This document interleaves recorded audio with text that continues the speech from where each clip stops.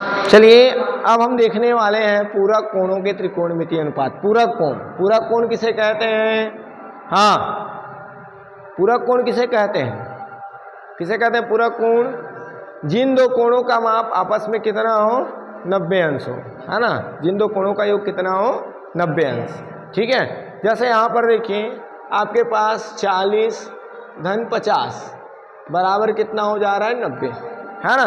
तो यहाँ पर देखिए 40 का पूरक कोण कहलाएगा 50 और 50 का पूरक कोण कहलाएगा 40, है ना। 40 का पूरक कोण क्या कहलाएगा? 50 और 50 का पूरक कोण क्या कहलाएगा? 40। इधर ज्वाइन कर लीजिए आप। ठीक है, अब यहाँ पर हम बात करेंगे पूरक कोण, है ना। किनका किनका निकालना है? देखिए साइन कॉस टेन कॉट। तो पूरक कोण कहाँ से स्टार्ट होगा? देखिए 0, है ना, 30, 45, फिर क्या होता है 60 और होता है उसके बाद 90। ठीक है, ये देखिए यहाँ पर इस पूरक कोण का त्रिकोणमितीय अनुपात को याद करने की जरूरत नहीं, बहुत इजी तरीके से मैं बता रहा हूँ आपको सॉल्व करने के लिए। ठीक है, तरीका बहुत ही आसान है, थोड़ा सा आपको ध्यान देना पड़ेगा। सबसे पहले आप क्या करोगे? नंबर काउंट करोगे, है ना, नंबर राइट करोगे। ठीक है, 0 से स्टार्ट करेंगे और नंबर कहाँ तक का आ जाएगा? 4 तक का आ जाएगा। आगे बात समझ में? इसके बाद सभी नंबर को हम क्या करेंगे? 4 से भाग देंगे। 4 से भाग देने पर तो क्या हो जाएगा? 0/4, 1/4, 2/4, 3/4 और हो जाएगा 4/4। ठीक है, आ रहा बात समझ में? अब क्या करेंगे? जो कैंसिल हो रहा है उसको कैंसिल कर दीजिए। अब देखिए 0 को 4 से भाग देंगे तो भागफल क्या आ जाएगा आपका? क्वोशिएंट क्या आ जाएगा? 0 आ जाएगा। ये आपका वैसे ही रहेगा, है ना। ये कैंसिल हो जाएगा, 2 एकम 2 दूनी 4, तो ये आपका 1/2 हो गया, 3/4। ये देखिए 4/4 मतलब कट जाएगा तो आएगा 1, है ना। अब आपको लिखना है, देखिए वर्गमूल लेने पर, वर्गमूल लेने पर तो वर्गमूल लेंगे तो 0 का वर्गमूल क्या होता है? 0 ही होता है। 1 का वर्गमूल क्या होता है? 1। 4 का वर्गमूल क्या होता है? 2, है ना। 1 का वर्गमूल 1 होता है, 2 का वर्गमूल दशमलव में आता है तो दशमलव हमको नहीं लेना है। ठीक है, फिर 3 का वर्गमूल क्या होता है? दशमलव में आता है तो दशमलव हमको नहीं लेना है। 4 का वर्गमूल क्या होगा? 2। 1 का वर्गमूल 1, है ना। तो यहाँ पर आप देखिए साइन 0, ये देखिए ये डिग्री आपका कोण है, क्या है? कोण। तो ये आपका क्या? साइन 0, साइन 0 का मान कितना हो गया? साइन 0 0 हो गया। साइन 30 क्या हो गया? 1/2।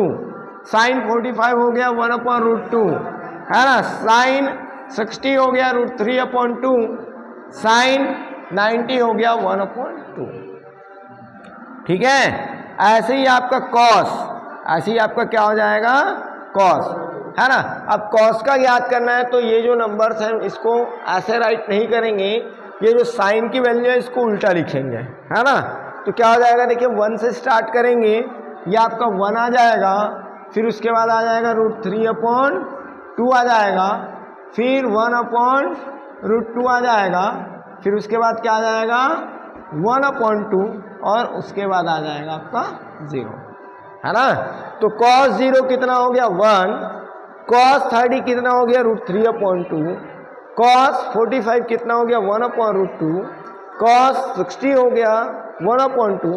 cos 90 हो गया आपका 0, है ना। अब इनके बाद आता है tan, है ना। और tan की वैल्यू आप जानते हैं साइन बटा क्या होता है? cos, है ना। tan की वैल्यू क्या होता है? साइन बटा cos। तो tan 0 मीन्स क्या हो जाएगा? देखिए साइन 0 बटा cos 0, साइन 0 बटा cos 0। तो भाई 0 को हम 1 से भाग देंगे, 0 को हम 1 से डिवाइड करेंगे तो कितना आ जाएगा आपका? कितना आ जाएगा? 0 ही आएगा, है ना। फिर ये आपका क्या हो जाएगा? tan 30 मीन्स क्या हो जाएगा? Sign 30/cos 30। तो ये देखिए 1/2 1/2 ये आ रहा है आपका। अपॉन 2 वाला कैंसिल हो जाएगा, इसका बच जाएगा 1 और इसका बच जाएगा √3, है ना। फिर tan 45 sin 45 अपॉन cos 45, तो ये आपका क्या हो जाएगा, देखिए सेम पद है तो कैंसिल हो जाएंगे, तो आपका आ जाएगा 1। आ रहा बात समझ में। इसके बाद क्या आएगा tan 60, तो tan 60 के लिए हमारे पास होगा देखिए sin 60 और cos 60, मीन्स ये आपका √3/2 और 1/2 आपस में डिवाइड होंगे, तो 2 और 2 क्या हो जाएगा, डिवाइड हो जाएगा, तो ये बच जाएगा √3/1, है ना, √3/1। अब इनके बाद हमको बताना है tan 90। tan 90 के लिए हमको क्या करना पड़ेगा, sin 90 अपॉन cos 90। फिर देखिए 1/0, 1/0 मीन्स मैं कई बार आपको बताया हूँ, है ना, 0/1 मीन्स होता है 0 और 1/0 मीन्स होता है इन्फिनिटिव, मतलब 0 जब भी आ जाए तो 0 से किसी भी संख्या को हम डिवाइड नहीं कर सकते, वो लगातार मिलते जाएगा, है ना। आ रहा बात समझ में। इसलिए यहाँ पर ये क्या होता है, अपरिभाषित होता है, इसकी कोई परिभाषा नहीं है, ठीक है। तो यहाँ पर हो जाएगा इन्फिनिटिव। इसके बाद क्या आता है बेटा, इसके बाद आता है कॉसेक। क्या आता है, कॉसेक। क्या आप क्या करो, tan है तो यहाँ कॉट कर लेते हैं, कॉट, है ना, तो कॉट 0 का हो जाएगा। कॉट किसका उल्टा होता है, कॉट मीन्स होता है 1/10, कॉट मीन्स क्या होता है 1/10। तो देखिए कॉट को 0 का उल्टा होगा अपरिभाषित, फिर उसके बाद देखिए tan 30 1/√3 का उल्टा क्या हो जाएगा 1 है ना √3/2, 1 का अपोजिट उल्टा होगा आपका 1, ये आपका हो जाएगा 1/√3 और यहाँ पर अपरिभाषित का उल्टा हो जाएगा 0। आगे बात समझ में। ऐसे ही हम क्या करेंगे, ऊपर लिख लें क्या और इसको इरेज कर दें, चलिए पहले नोट कर लीजिए उसके बाद करता है। चलिए इसके बाद क्या हो जाएगा, देखिए कॉट के बाद हमारा कॉसेक। कॉसेक क्या होता है, देखिए साइन का उल्टा होता है ना, ठीक है। कॉसेक बराबर 1/sin, तो हम साइन वाले पद को क्या करेंगे, उल्टा करेंगे। तो 0 का उल्टा क्या होता है, 0 का उल्टा होता है इन्फिनिटिव, है ना। 1/2 का उल्टा हो जाएगा 2/1 और क्या हो जाएगा 1/√2 का उल्टा क्या हो जाएगा √2/1, वर्गमूल 3/2 का उल्टा हो जाएगा 2/√3 और 1 का उल्टा हो जाएगा आपका 1, है ना। इनके बाद आपका आ जाता है सेक। सेक होता है 1/cos, है ना, सेक cos का उल्टा होता है, ठीक है। अब हम क्या करेंगे, देखिए cos वाले पद को उल्टा करेंगे तो 1 का उल्टा हो जाएगा 1, है ना। फिर वर्गमूल 3/2 का उल्टा हो जाएगा 2/√3 और 1/2 का उल्टा क्या हो जाएगा 2, है ना, वर्गमूल 2/1 2/1 और 0 का उल्टा हो जाएगा इन्फिनिटिव, है ना। तो इसको हम पढ़ेंगे कैसे, ये देखिए साइन 0 0 साइन 30 1/2 साइन 45 1/2 साइन 60 वर्गमूल 3/2 साइन 90 1, ऐसे याद करना है इसको, ठीक है। इसके बाद क्या देखिए cos 0 1 cos 30 है ना वर्गमूल 3/2 cos 45 1/2 cos 60 1/2 cos 90 0। इसके बाद क्या है tan 0 0 tan 30 कितना हो जाएगा 1/3 tan 45 1 tan 60 वर्गमूल 3/1 और tan 90 इन्फिनिटिव अपरिभाषित। ऐसे देखिए cot 0 इन्फिनिटिव, है ना, cot 30 वर्गमूल 3/1 cot 45 1 cot 60 1/3 और cot 90 आपका 0।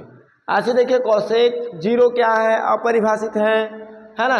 cosec 30 क्या है 2/1 है, cosec 45 क्या है वर्गमूल 2/1 है और cosec 60 क्या है 2/3 है और cosec 90 क्या है 1 है।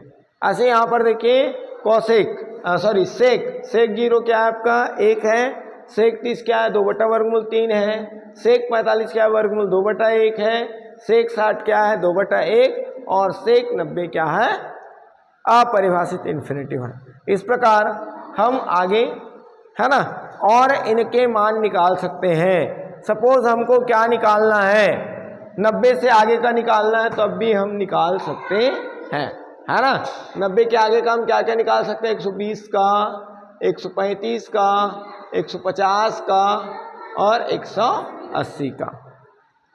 आ रहा बात समझ में, है ना। तो ये निकालने का बहुत ही आसान तरीका है। कैसे आसान है, देखिए, ये जो होगा इसको हम उल्टा लिखेंगे, है ना। इसको हम क्या लिखेंगे, उल्टा। तो ये देखिए, ये आपका आ जाएगा 120, ये आ जाएगा 135 और ये आपका हो जाएगा कितना, 150 और ये वाली वैल्यू हो जाएगा 180। आ रहा बात समझ में। इसमें क्या होगा, साइन और, इसमें क्या होगा, साइन और कोसेक जो है पॉजिटिव होंगे, है ना।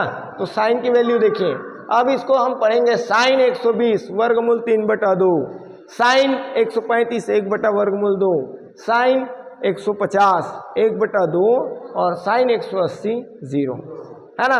बट कॉस 120 पढ़ेंगे तो यहाँ पर लग जाएगा माइनस, क्या लग जाएगा, माइनस, माइनस 1/2 120 के लिए, है ना।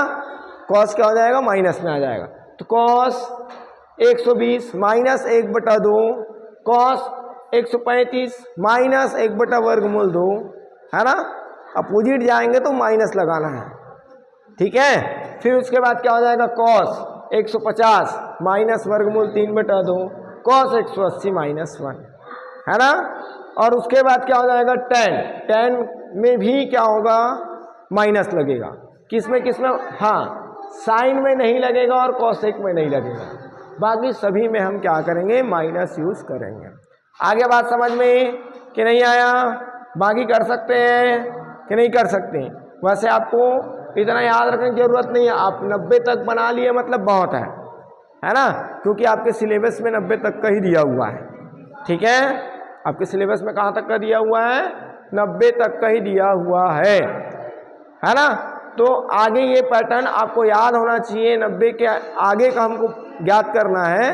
तो हम क्या करते हैं, देखिए, ये 90 वाले पद को छोड़ देते हैं और उसके बाद क्या करते हैं, अपोजिट डायरेक्शन में मूव करते हैं, ठीक है। तो हमको किनका मान मिलता है, 120 135 150 180, है ना, मान मिलता है। मतलब जो साइन 60, है ना, जो 60 अंश का मान होता है वही 120 का होता है, जो 45 का होता है वो 135 का होता है, जो 30 का होता है वो 150 का होता है और जो 0 का होता है वो 180 का होता है। बट यहाँ पर साइन और कोसेक धनात्मक होते हैं, बाकी चारों क्या होते हैं, ऋणात्मक होते हैं। इनको आपको ध्यान में रखना है, ठीक है। इतनी बातें, कौन कौन धनात्मक होते हैं, साइन और कोसेक जो होता है पॉजिटिव, और, है ना, अदरवाइज बाकी क्या है, जो अन्य त्रिकोणमितीय अनुपात है वो क्या होता है, निगेटिव होता है, ठीक है, ठीक है ना। आगे बात समझ में कि नहीं आया, यस, ठीक है। चलिए नोट कर लीजिए।